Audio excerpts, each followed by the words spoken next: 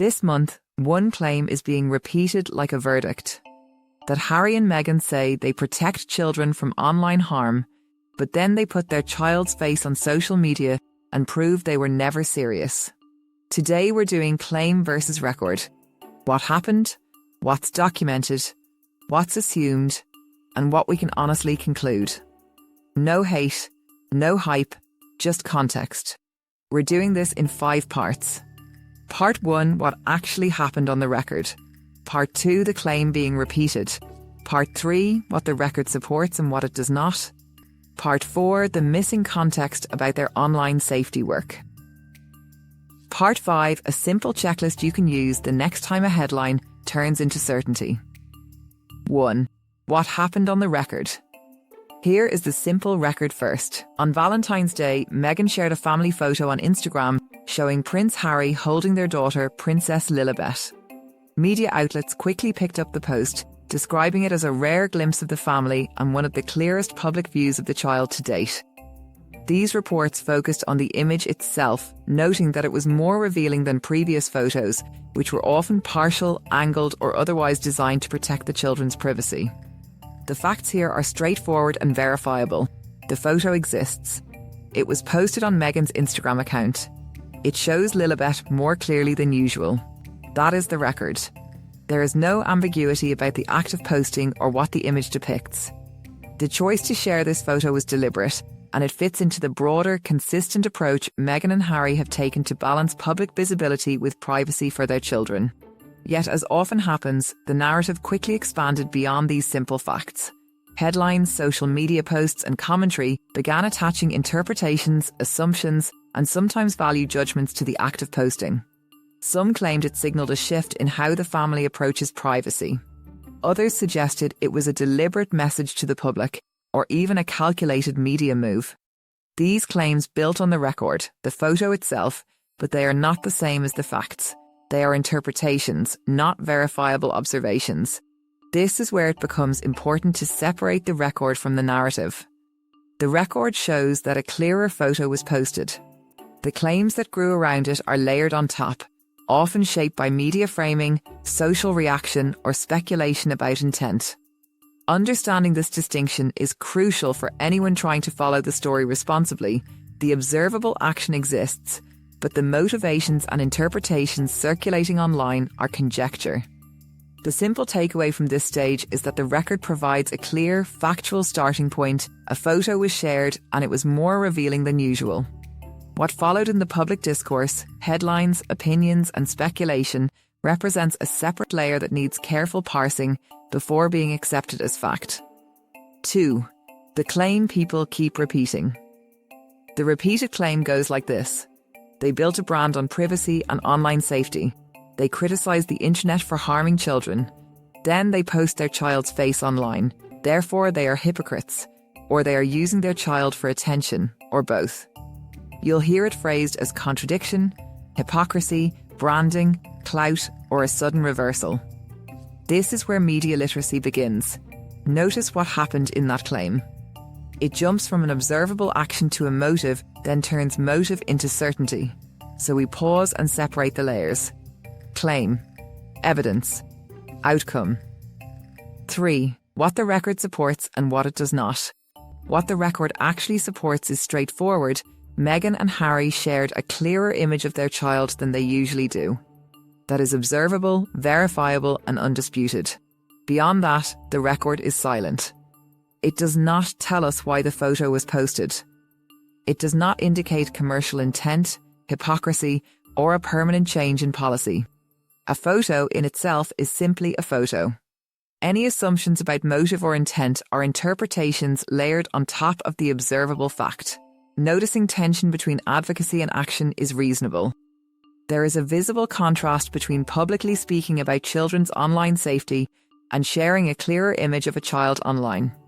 This tension is a legitimate topic for discussion because it highlights potential contradictions or complexities, but it is important to label it accurately. Observing tension is not the same as assigning guilt. It is not evidence that any rules were broken, that the action was careless, or that the family acted in bad faith. Similarly, one single instance does not establish a consistent pattern or policy.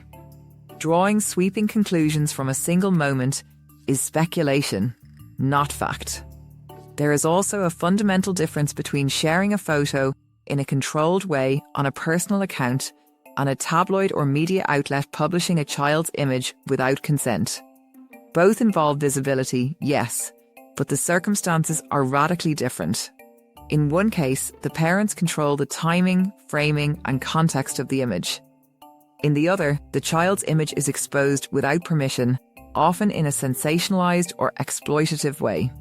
Conflating the two ignores the nuance that the record preserves. Keeping this distinction in mind allows us to stay grounded in what is actually known. The record gives one clear, factual statement: Meghan and Harry posted a rare, clearer family photo. Everything beyond that, the motives, intentions, broader implications, or accusations, is interpretation. Discussions can explore tension, hypothesize about reasoning, or analyze public messaging, but these are not facts. They are perspectives built on the foundational fact of the post. The careful framing is, recognize what the record shows and separate that from the layers of narrative that media, commentators, and social discussion will inevitably add.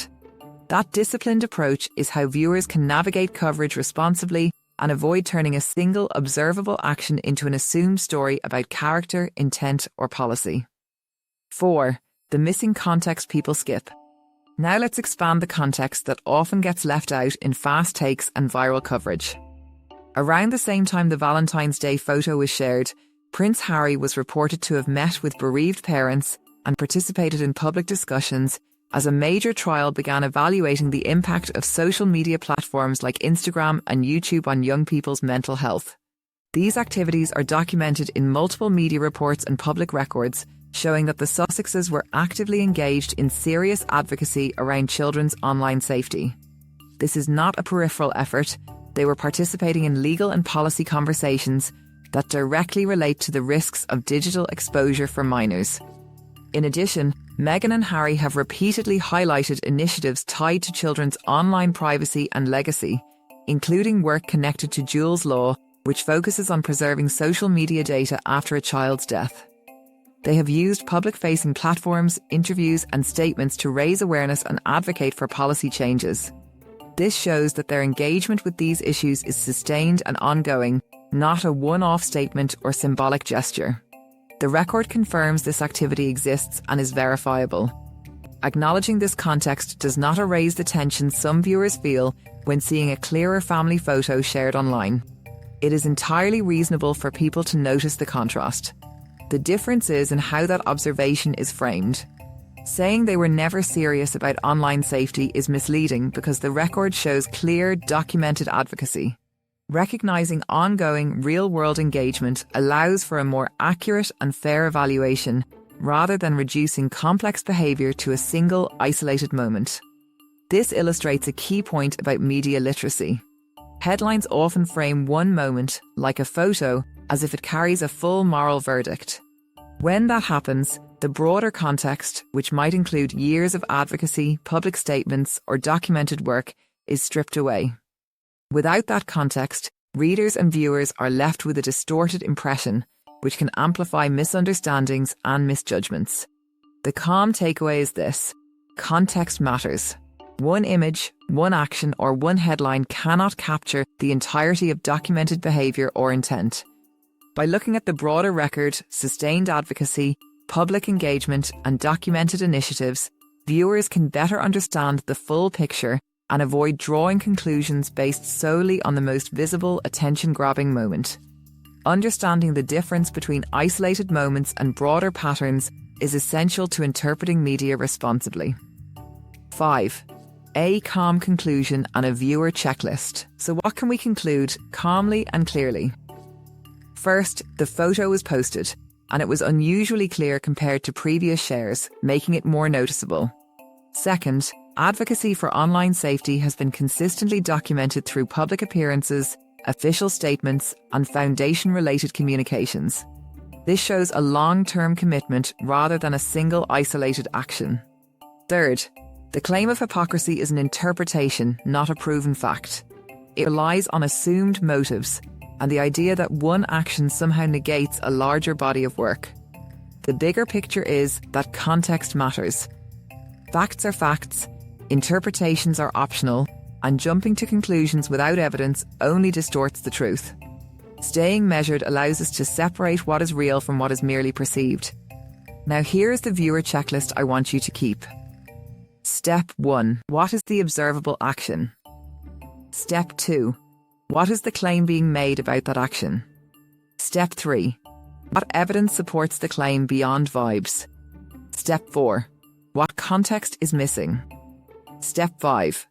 What outcome is actually on the record? That is how you keep your mind clear in an ecosystem that rewards instant certainty. This month's repeated claim is that one Instagram photo proves hypocrisy. The record shows a rare clearer photo was posted, and the record also shows ongoing public work around online safety. So the honest conclusion is not a verdict, it's a method. Claim, evidence, outcome. If you want more videos in this exact style, subscribe and watch the Claim versus Evidence playlist. And comment the most repeated claim you've seen this month. I'll map it calmly from claim to context to record.